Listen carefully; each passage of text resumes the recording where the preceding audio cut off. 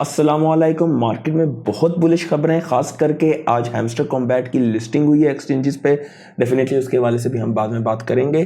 तो आप सबसे पहले देख सकते हैं कि मार्केट कैप आज तकरीबन 2.27 ट्रिलियन का है, जो कि कल की निस्बत तकरीबन 1.25% मार्केट जो है चढ़ी है।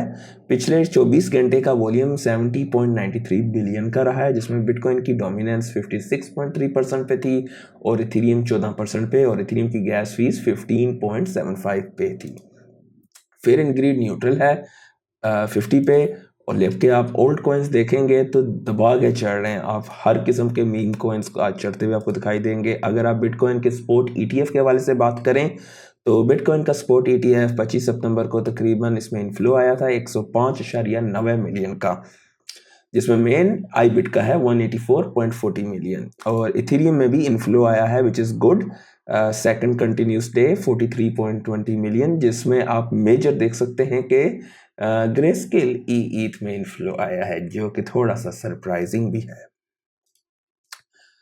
S&P 500 के लिहाज से बहुत बुलिश खबर ये है कि पहली दफ़ा देखते हैं कि बनती है कि नहीं। पिछले 5 साल में पहली दफ़ा ग्रीन कैंडल सितंबर के महीने की बनती है कि नहीं।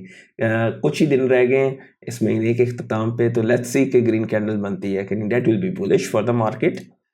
गूगल और माइक्रोसॉफ्ट का थोड़ा शुगल मेला लगा हुआ है। उसने EU कंप्लेन की है भाई कि क्लाउड प्रैक्टिसेस माइक्रोसॉफ्ट की अच्छी नहीं है, ये नहीं है, वो नहीं है। वो एक दूसरे को करते रहते हैं, थोड़ी बड़ी बड़ी कंपनियों का काम होता है जब टाइम पास करने के लिए। तो मेटा ने जो है अनवील किया है अपना तकरीबन $300 का नया VR headset.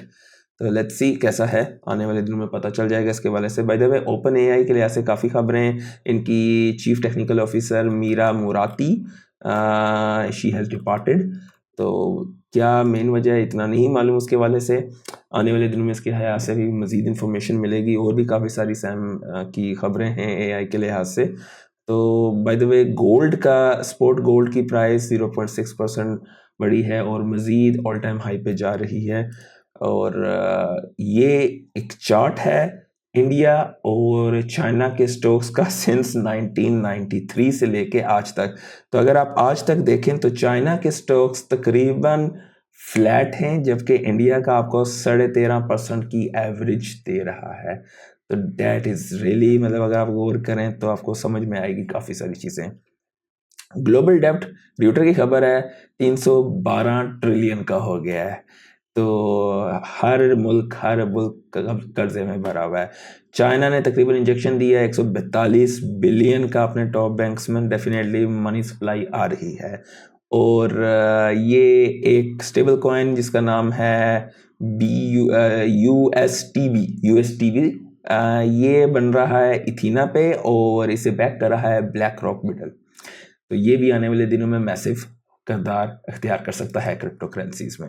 Definitely stable coin के हवाले से मैंने 2 दिन पहले की वीडियो में आपको फुल डिटेल्स बताई थी कि स्टेबल कॉइन्स का फ्यूचर हमारे बेसिकली हमारी ज़िंदगी को आगे बदलेगा। हम लोग स्टेबल कॉइन्स को अपने नॉर्मल लाइफ्स में से इस्तेमाल करेंगे। आप पूरी डिटेल समझना चाहते हैं तो आप 2 दिन पुरानी मेरी वीडियो देख सकते हैं, उसका लिंक भी ऊपर डाल दूंगा। वॉलेट जो है टेलीग्राम का, इसकी ऐप को टेम्परेरली UK के यूज़र्स के लिए रोक दिया है गया, क्योंकि कुछ रिस्ट्रक्चरिंग वगैरह और कुछ ब्लॉकेज वगैरह किया हुआ है। तो लेट्स सी आने वाले दिनों में क्या होता है। US के लिए भी बाकायदा ये इसकी रिस्ट्रिक्टेड थी। तो ट्रूफ्लेशन का अपडेट आई है कि उनका हैक हुआ है। ये कहा जा रहा है उनके CEO की तरफ से कि no customer funds are at risk. तो लेट्स सी। सिल्वर गेट ये पहले दिनों में ख़ास करके पिछले साइकिल में हम लोग इस्तेमाल करते थे पैसा बड़ी अमाउंट को ट्रांसफ़र करने के लिए बाइनेंस में। ये एक मीडिएटरी बैंक था। आप यहाँ पे USD भेजते थे और ये उतनी अमाउंट ऑफ USDT आप बाइनेंस के अकाउंट में डाल देता था। तो इनकी खबर आई है ये बाकायदा पायरेट वायर्स की तरफ से कि ये बाइडन की इंतज़ामिया ने किरदार अख्तियार किया है डिस्ट्रॉय करने में। इसमें अगर ये देखें, new information suggest Biden admin regulators deliberately killed off crypto friendly Silvergate in an attempt to decapitate the US crypto industry.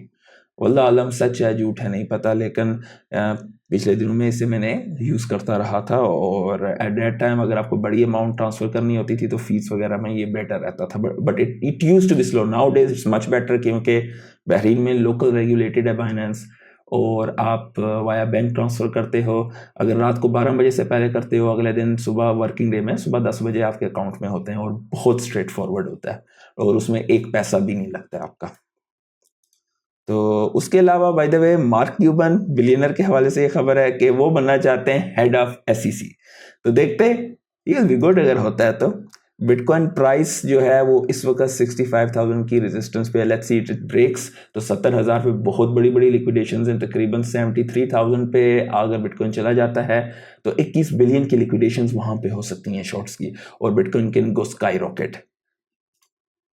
Kamala Harris ने जो है एक किस्म की अच्छा बयान दिया है क्वांटम कंप्यूटिंग, ब्लॉकचेन और एआई के लिहाज से कि इन ये इमर्जेंट टेक्नोलॉजीज हैं और ये जो है यूएस में ये रखने पे मतलब एक किस्म की पॉजिटिव कैंपेन का हिस्सा है। लेट्स सी होता है या नहीं, वो बात की बात है। Bye the way meme coin Trump का जो है पिछले 24 घंटे में 42% चढ़ा है। तो अगर आप ट्रंप के मीम कॉइन के होल्डर हैं तो enjoy the benefits, take your returns और chill out। और विफ सोलाना का मीम कॉइन ने दोबारा से 2 बिलियन की मार्केट कैप को दोबारा से रिक्लेम किया है।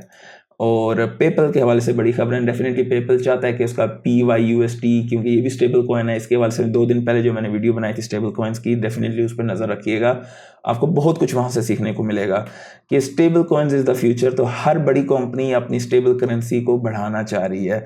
तो ये क्या है, इन्होंने भी इनेबल कर दिया है यूएस के बिजनेसेस को कि वो भी बाई भी कर सकते हैं, सेल भी कर सकते हैं, होल्ड भी कर सकते हैं क्रिप्टो करेंसी। डेफिनेटली उसके ज़रिए उनका नैरेटिव यही है कि PYUSD को जो है ज़्यादा आवाम में लाया जाए। I personally don't like PayPal, इसके जो है ना कि काफ़ी जो है ना आपके रिस्ट्रिक्ट कर देते हैं आप लोगों को।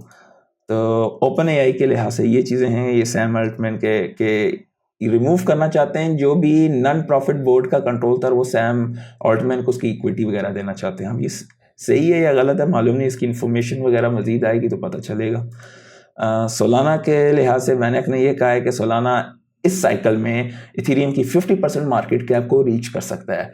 और अगर इथेरियम की 50% मार्केट कैप को रीच करेगा और उस वक्त इथेरियम की क्या प्राइस होगी तो उसके मुताबिक आप सोलाना की प्राइस का अंदाज़ा लगा सकते हैं अगर ये चीज़ होती है।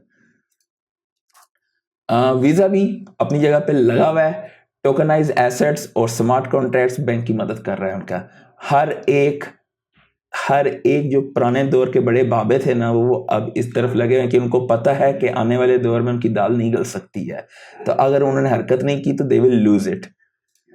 और ये मैंने अपना चैनल बेसिकली ट्विटर पे अपना पेज बनाया हुआ है, तो यहाँ पे अगर आप सब्सक्राइब करेंगे तो चैनल की सपोर्ट भी होगी। और क्योंकि यहाँ पे बहुत सारी खबरें जो है मैं हर रोज़ डालता हूँ, वीडियो बनाने में टाइम लगता है, यहाँ पर आपको फ़ौरन न्यू अपडेट्स मिल जाया करेंगी। तो चैनल को भी लाइक कर दीजिए, सब्सक्राइब कर दीजिए। आज के लिए इतना ही, अल्लाह हाफिज़।